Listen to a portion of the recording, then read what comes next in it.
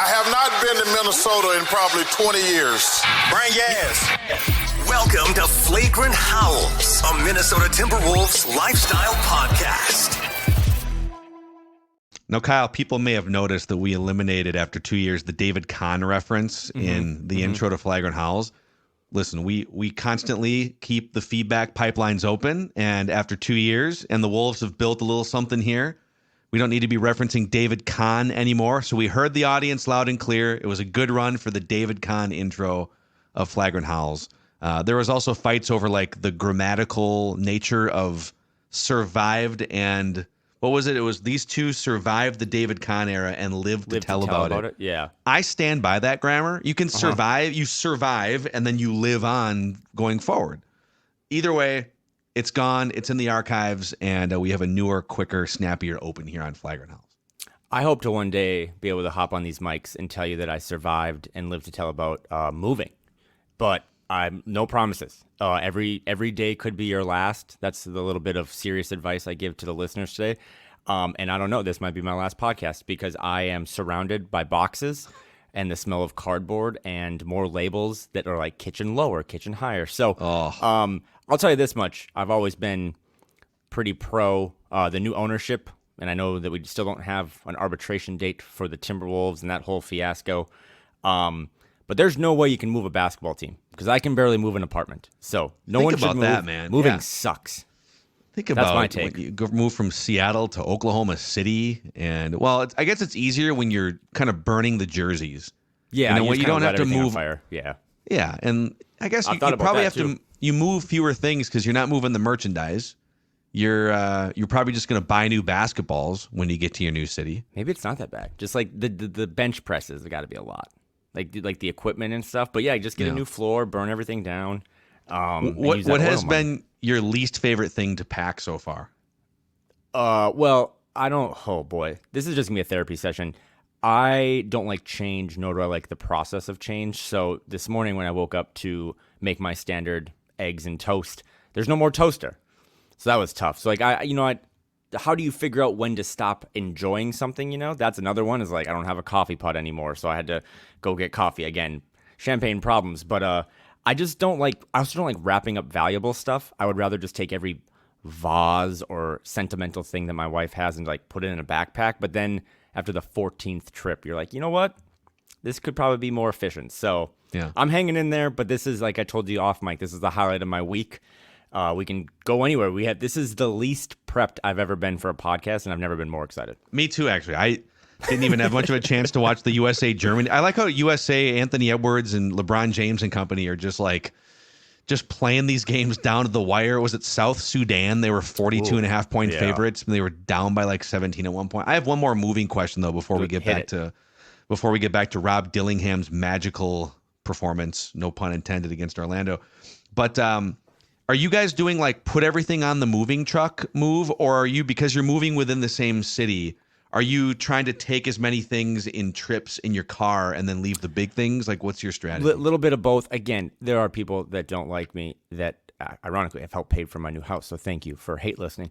But that are probably like, you're moving 6 miles and you think it's a big deal. Totally get it. Not moving across the country like Phil did, but it still sucks. And we're just loading up Jeep trip after Jeep trip to just kind of get it over there. But yeah, the big stuff, furniture, the grill, we got a treadmill, all that stuff, and then just boxes upon boxes upon boxes. But, like all my Wolves stuff, it's like, do I want to trust the movers, or do I just want to move that by myself in the middle of the night? So all my Ricky Rubio signed posters and my jerseys, I have to move those because I don't trust anyone with them. I don't trust my wife bringing them. So it's just me. Your Johnny Flynn 8x10 signed smile that you have. I'm finding some things that I'm embarrassed I still have. Like I had this 6x10 Alexei Shved poster that I was like, I don't know if that's going in the new spot, maybe in the garage. Really big garage guy now, by the way. Epoxied the floor, kind of Timberwolves-y blue in there too. Hung my Timberwolves flag last night, so now it's like kind of like a pirate ship, right? You raise the flag, it's your ship. Are you know what? Actually, one thing I noticed, because you're in Portland area, and I was in Seattle for a couple years, and one thing I noticed about Seattle is a lot of people don't park their vehicles in the garage. They leave their vehicles outside, and then they use their garage as like a workout room or Yep. like it's like an extra room or something. Because it's like can be like misty and rainy, not as often as people say, but it's like another place to just hang out when it's raining. It's more square footage. Is that what you guys are doing? That's where we're at right now. We have a 2-car garage with like a little other side of it. It's like 550 square feet. But I have, after I epoxied the floor, just real great basketball pod today. I bought I bought a workbench and I bought some Husky shelves. So I've just been embracing turning it into like another room. And I'm going to get a TV down there. Apparently, again, I am living in the 90s. I don't need to like plug it into cable. It just will have all the apps. People are rolling their eyes. But I'm going to get a smart TV. And then I'm just going to be watching all the Wolves game in my garage, throwing darts, having a beverage. Wow. Maybe look at the treadmill. That's probably enough of a workout. But I think it's the weather, right? Or the temps. I mean, you definitely, after a while in rainy season, you'd love to have your vehicle inside, but it's never been really that cold out here. 40s, that's good weather. So people don't really park in the garages. Also, not a lot of garages, a lot of tandem parking. So that's speaking of tandem parking, Rob Dillingham. Rob Dillingham. Yeah.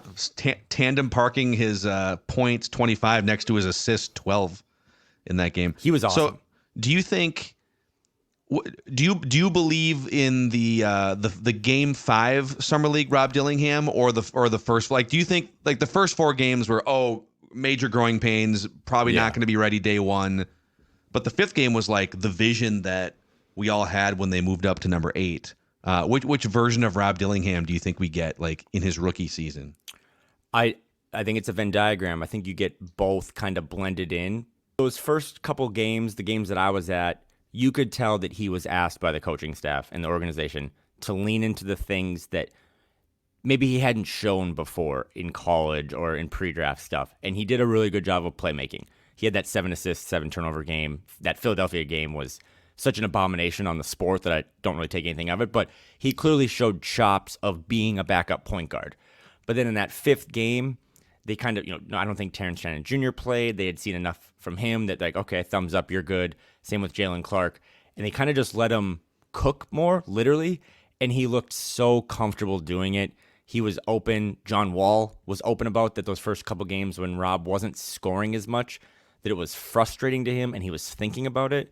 And anyone who plays basketball at any level or does anything, if you start thinking too much, it just slows down your ability to process and move and do things. So he looked about as free-flowing as I've ever seen him, even in college, in that final Summer League game.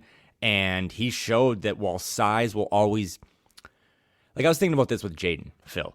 When Jaden came out of the draft, he slipped in the draft because he had concerns, red flags, whatever. They were more character. They were more kind of mental, not physical. But he had to basically battle those all 4 years of his rookie contract. And we saw them pop up at times when he punched a wall or, he started the Klay Thompson, him and Klay started that situation that led to Rudy Gobert getting choked. But Jaden kind of always had to fight the allegations of being a hothead, of having an anger problem. We see him take frustration fouls. And guess what? They stuck with him for 4 years, but he beat them all second team NBA defense, and he got paid.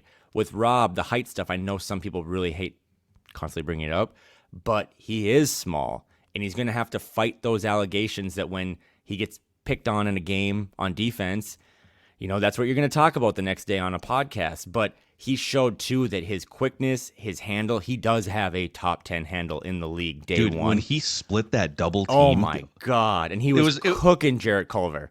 It was like an and one mixtape move. Yeah, exactly. It was so good, yeah.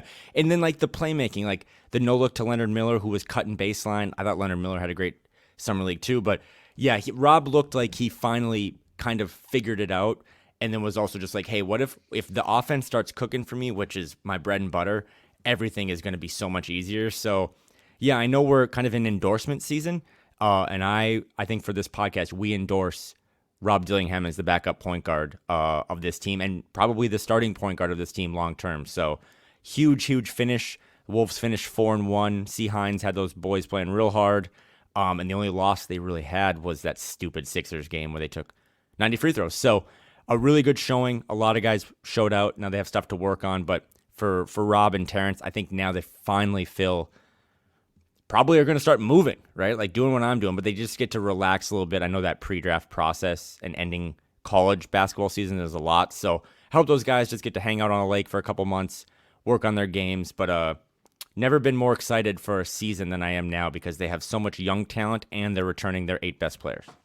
How would you, maybe we can go through this in tandem, this exercise that I did after the first 2 Summer League games, the Summer League rotation power rankings. Okay. So of like the 6 or 7 guys that are fighting for some rotation minutes that were playing in Summer League, like regular season rotation minutes, how would we rank them in terms of, do you trust them for 10 or 15 minutes in an actual Timberwolves regular season game against the Pelicans? Mm-hmm. I still think Terrence Shannon Jr. is number 1. He was number 1 after the first 2 games. Would you put him, of all the guys that were in Summer League, is he the guy that you trust the most with like 12 to 15 minutes in an actual Timberwolves game right now? Yeah, but it's closer than I thought it would be. Because I was really impressed with Rob. Like you can throw Rob out there, and again, the size stuff will always just be things he has to deal with, but he dealt with them pretty well in Summer League. And if Rob is backing up Mike Conley on October 18th or whatever, when the season kicks off, I trust him to play 15 minutes of pretty good basketball. He'll have his rookie mistakes because he's 19, but the answer to your original question is still TJ at the top. He's just more polished. He's more seasoned. And I also think he gives them a little bit of something that they don't really have, like another guy that just puts his head down and can get to the basket. His one thing that was pre-draft, Phil, and also kind of Summer League, is he catches it and he just wants to go to the rim. Like, he is so physical. Whereas with this team, he's going to need to catch and just shoot. Yeah. Because you're not going to be able to drive head to the... I mean, Ant has kind of figured this out, right? Like, you got Rudy and Carl standing next to the basket. It's harder to just plow your way through there. So if Terrence can just catch and shoot and trust that, I think he is absolutely a plug-and-play night 1, game 1 rotation guy. Yeah, I think so. By the way, is he officially asking for fans and media to call him TJ Shannon now? Because I've heard some rumblings about that. I think so. We might have to get research on that. But TJ, just in general, that's kind of what he asked us to call him by when we were in Vegas. So, okay. And it's much easier to type out and tweet. So it's TJ, great. Moving forward. I think you're right on Dillingham. After the first 2 or 3 games, it was like, I mean, through the first 4 games, he was shooting 28%, and it's Summer League, it's small sample size, and he's 19 years old. You can't really make a full judgment, but to show what he did as a playmaker throughout the 5 games, I mean, his passing was on point. So good. He had the 7 turnover game, kind of a hiccup, but just like the vision in traffic, the little dump passes, the no-look stuff, the ability to split double teams off pick and rolls, and then finally making shots in that last game. He doesn't need to be a perfect finished product to give you like 10 or 12 minutes of some scoring punch and some playmaking. Mm-hmm. Now, there's the what can he do for you in his rookie season for a team that's looking to potentially contend for and win a championship. They're going to ask something of him. But then there's the what does the fully realized version of Rob Dillingham look like lane. And that's going to be like a 3, 4, 5 year process. But yeah, I saw enough as a playmaker, and I saw enough just in that last game, and then the vision of who he can be to move him up. I would trust him for 10 or 12 minutes playing alongside Anthony Edwards. He's not going to have to split as many double teams. Like they're not going to be like trapping him and hedging as often. He's just going to get more open real estate, I feel like, when he's out there with potentially Anthony Edwards and Karl Anthony Towns. So I'd put a number 2. And Tim Conley's been pretty vocal about this all offseason when he does media availability, but he probably thought they played a little too slow last year. And some of the guys on the team, Mike's not going to be running wind sprints for 48 minutes. Rudy is just not a speed guy. And Carl, some of those guys are more just you play at a slower pace, run some more structured offense when those guys are in. But with Terrence and with Rob and, mix in Leonard Miller if he gets minutes, or Josh Minott, or even Jalen Clark, just get out and transition more. That's not a 48-minute plan, but if a second unit can just have an identity of we're just going to get out and run. We're going to run on every miss. Yes, we're going to run on makes. I think that would be big too. You want to ask Rob and you want to ask Terrence in their first year to just give this team a little bit of something that they didn't have, even if the defense drops a half step or whatever, because Rob is a little smaller. Terrence Shannon Jr. is pretty good, I think, on ball. Defensively, I don't know what it's like off ball as much, but then you lose Kyle Anderson. So give up a little bit, right? Take a half step back, take a step back defensively, but take 3 steps forward offensively, and that's with more spacing. I mean, Rob was catching and shooting. Terrence, I think, can do it too. And then just getting out in transition, because this team has, despite the older players or the bigger contracts, Mike and Rudy and Carl, I mean, Ant can get out and run. Nas wants to get out and run. Nikhil, they have a lot of kind of thoroughbreds, as they say. They just can get out in transition and punish you. So that's another thing I'd be looking for is who does Rob play with, right? I mean, it's not hockey. You're not just going to have 5 new guys come in like Team USA is doing. And then how does he kind of gel with like a Nas Reed? Because when he started to run more pick and roll, he wasn't running a lot of pick and roll, Rob, in Summer League, where he had like a pick and pop partner. I think once he gets Carl in pick and roll, Nas, hell, even like Jaden, it's going to be awesome to watch Rob play. I mean, he had that one, Phil, you're talking about when he had that sweet handle, split the 2, and then kind of got to the rim. He had one where he had a really high pick and roll, like 30 feet out from the basket, goes right and just rifles a pass to the left corner for a 3. I mean, Channing Frye, who was on the call, basically oohed and awed every time Rob had the ball, and it was just hilarious to listen to. So that's like a pass that Anthony Edwards makes that pass now, but it 4 took, years in. It took Ant till like his 4th year to think about making that pass. And it's crazy. Think about how excited you were when Ant was drafted. 18, and he was still really good, and he had his moments. But again, rookie year, we all remember it. Like he had moments, or like, oh man, that's just where he maybe didn't even play, or Finch kind of sat him or whatever, and look how far he's come in 4 years. So Terrence Shannon Jr., again, to kind of put a bow on your question, he is the guy that you trust the most. He's physically ready. He's played more games than like any other young guy on this team in college and getting ready for the next level. But with Rob, what's Rob look like at 23? Right? He's not going to get too much taller, too much bigger, but once his handle gets even more refined and he figures out how the game is played and the angles, he is going to be... I haven't been that excited, man, about a young guy probably since Ant, and before that, I don't know. He just has so much in his bag that you finally saw in that final Summer League game, but sky's the limit for that kid. So you said something a few minutes ago about the second unit just having or finding an identity, and maybe it's just pace and energy, and I think there's some value to that in an 82-game season where... All right, it's absolutely. January 10th, and you're playing on a Wednesday night against the Magic or whoever.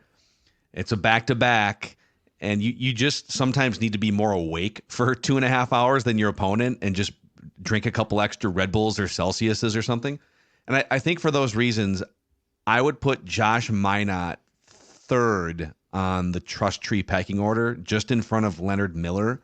So for me, it's TJ Shannon, Rob Dillingham, Josh Minott, who just like I keep referring to him as like a diet Corey Brewer type, just like a 6'8", 6'9".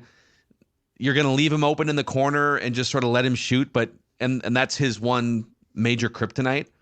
But he's gonna grab some rebounds. He's gonna get out in transition. He's gonna cut. He's gonna be an Energizer bunny for the 10, 12, 15 minutes. And I think it's worth trying it for the first couple months of the season and just see what it looks like. He's bouncy. I don't know. Like, again, I would leave him wide open in the corner if I was a defense and just make him beat me.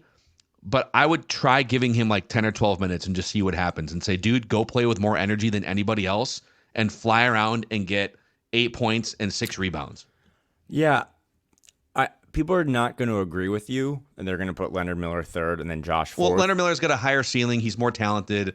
He's been a double-double machine in Summer League. Totally get those things. Totally. In those two, and then you throw Jalen Clark in there, who we didn't get to see much of, but he had that 6-steal game, and then Daishen Nix, who to some people might have been just the MVP of the Wolves Summer League because he did a lot of stuff. Now, again, has the most experience playing in or around the NBA, so that he should kind of pop. But back to Josh, yeah, some people are just kind of down on him. I think it's because they've seen it enough, and they're like, it's still kind of wonky. I mean, Dane and I were going back and forth because I like the chaos. Now, I don't know how to describe the chaos. It is. Corey Brewer was chaos. And I know that, if you're a coach like a Finch, you probably want less chaos, but I'm with you on whether it be a him or just a Terrence Shannon Jr. I think just having those guys, throwing them out there in certain situations I always reference like January 18th, right? When it's really cold and you're on game 6 of a road trip and the other team you're playing is, below 500. It's just one of those sloggy games that even as a fan, you're like, oh, I gotta tune into this thing. that's when you just throw some of these young guys out there and mix it up. With Josh specifically, again, the shot's not great, but I think he averaged like 6 free throw attempts per game. He was shooting them at like a 85-90% clip in summer league. He also led the team, I believe this is right, in three-pointers attempted. So he's at least trying to embrace being, a little more of a stretch four. I would work on it, but I don't know. He clearly believes that he should have a chance. He's been here the longest of all those young guys. He doesn't have a specific skill like a Leonard Miller. You can say, well, if Leonard's out there, he's going to grab all the rebounds. I don't know what Josh's skill is yet, but I think his handle's a little tighter. And if nothing else, this is a terrible comp, but if nothing else, like there's nothing wrong with Josh Minott just being a paper plate, which is what I'm going through right now, because paper plates don't cost anything. They're very cheap. Josh Minott is on a very cheap deal that affects the salary cap by basically no means this year and the next year. And if all of a sudden all your plates are packed up in bubble wrap and you need to eat on something, like Josh, he costs nothing and he might be able to give you a little something. And also, if it just continues to not work, just get rid of the paper plates and just go get real plates again. So if he was making $8 million a year or something, you'd be like, hey, Josh, you have to be better. Your form has to be better, all this stuff. But he's not. So that's like the beauty in my mind where Rob Dillingham's making $8 million this year and he was the 8th overall pick. Like, you have to play and there's real expectations. I still think Josh and Leonard, because they're not on the Hornets or they're not on, a bad team, they can still kind of marinate a little bit more in the shadows because you're returning, again, 7 or 8 of the guys that got you to the Western Conference Finals. You add Joe Ingles, another year of continuity. So my expectations for those guys, Phil, are low, but anything they do to me is a plus. And that's not being a homer. That's how a roster works now in the second apron. Josh Minott, Leonard Miller, Jalen Clark, they make less than what like a typical veteran minimum is. So if they do anything that pops, you're like, all right, that's a plus. Can I okay, let's do a Leonard Miller thing here real quick. He's sweet. I like him. He's wildly talented. Can I say that it's a weird combination of he has a huge offensive bag and also is extremely raw offensively all at the same time. Mm-hmm. Like I've watched him shoot in empty gyms for hours in the last 12 months just at Target Center. Like he's not a great shooter yet, but he's working on it. He got better from year 1 to year 2 in the G League, after getting into the Timberwolves development system. I think he falls in love with his shot, and I can't tell if that's and he's not like an efficient 3-point shooter. I can't tell if the Timberwolves are telling him, dude, take those shots because it's part of your development, or if he's just settling for inefficient bad shots and thinks he's a better 3-point shooter than he is. He's also like 20 years old or 21. But I see the vision for him. There is this like if you squint and sort of rub your eyes, there's like a Chris Bosh thing marinating here. But I don't know like who he would take minutes from. Like I think Josh Minott has an easier path to minutes just based on the roster than Leonard Miller when you've got Rudy Gobert and Karl Anthony Towns and Naz Reid. But maybe you can talk me out of this. I just think Leonard Miller needs more seasoning and marination before I throw him into the NBA fire. Do you ever go on like not a 10 out of 10 like super Hawaii like vacation, but do you ever just go on like a vacation and you're there for a week and you're like, hey, this is kind of cool. Like I could see myself just waking up every day and selling coconuts or whatever, doing something. But then you get back to your real life and like, okay, my real life is awesome. I make a lot of money or whatever I'm doing. I got to live this life. Like that's what summer league was like with those guys. It would be great to give Josh and Leonard some real minutes. But when we come back to our real lives, like Timberwolves fans now are contenders. If you listen to any NBA offseason pod right now when they're ranking teams, doing over-under win total things, talking about who are the teams we know are going to be good, they keep using the C word with the Timberwolves, the good one. And that's crazy. So if this was a 30 and 52 Timberwolves team, I'd be with you. I'm like, well, so where does Leonard Miller get minutes? But they were fun for a week, and they entertained us during the doldrums of sports or whatever. But it might just be one more year. And I know that that's not sexy, but, I mean, if you know Rob and Terrence are at the top of the pecking order and just kind of leapfrog everyone because they're first-round picks and maybe they're just flat out better, you're talking about a starting 5 returning, which is rare in the league, right? Like the Nuggets, again, lost a valuable starter. Returning your top 5, returning your 6th man of the year, returning Nikhil, replacing Kyle with Joe, and then Rob and Terrence. I mean, that's 10 guys. And no coach really wants to play 10 guys that much. Chris Finch would love to play 8 guys if you It's funny, for as much as we used to make fun of Tom Thibodeau and still do with what he's done with the Knicks, Chris Finch has some Tom Thibodeau in him. He'd rather just play 8 guys and doesn't really trust young players, but I think they're going to like sort of force feed Dillingham into this thing. But yeah, he's got some tips to him. And it's not fun. I know it's not exciting to say, hey, you know those guys that entertained us for a week, we might not think about them again much until next year. I mean, I'd be shocked if Leonard Miller or Josh Minott don't get a little run early and maybe they have a couple weeks. But we did this a month ago and we were kind of looking at the state of the franchise or what's all going on.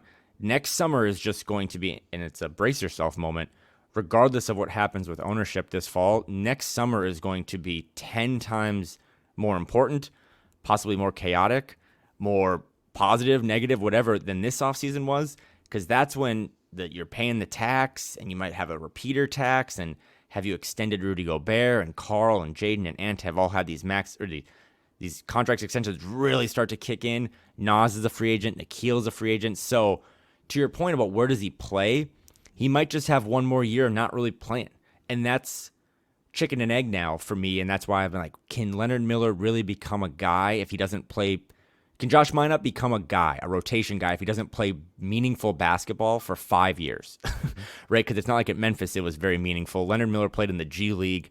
That is a question that I don't know the answer to, and I don't know how much of a precedent there is. But I see a lot of those guys, Leonard Miller maybe at the top of it, having a real role a year from now because, I mean, I don't know if Tim Conley who is beloved, can show up to a Minnesota bar next summer if you let Naz Reid go.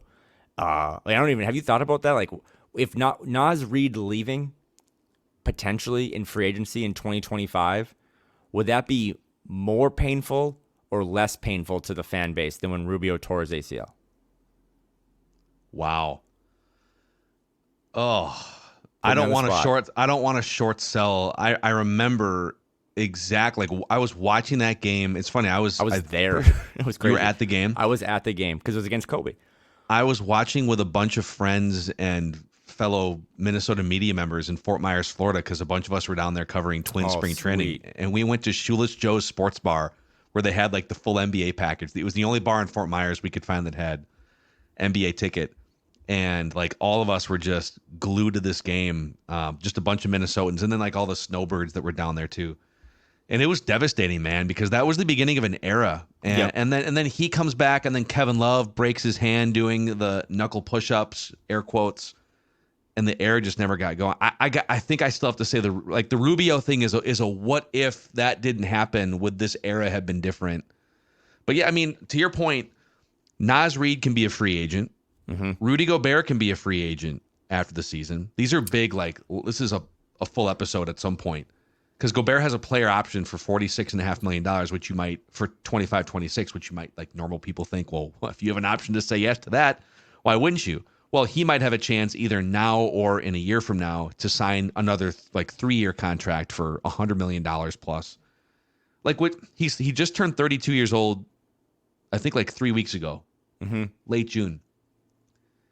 Would you let it ride one more year with Rudy and then just see what happens next summer when he can potentially opt out? Or would you look to get him locked in for ages 33, 34, 35 for something maybe less than, the Supermax contract he was on before? I think that'll be something that we do end up talking about later this summer. I think it's something that they're discussing internally.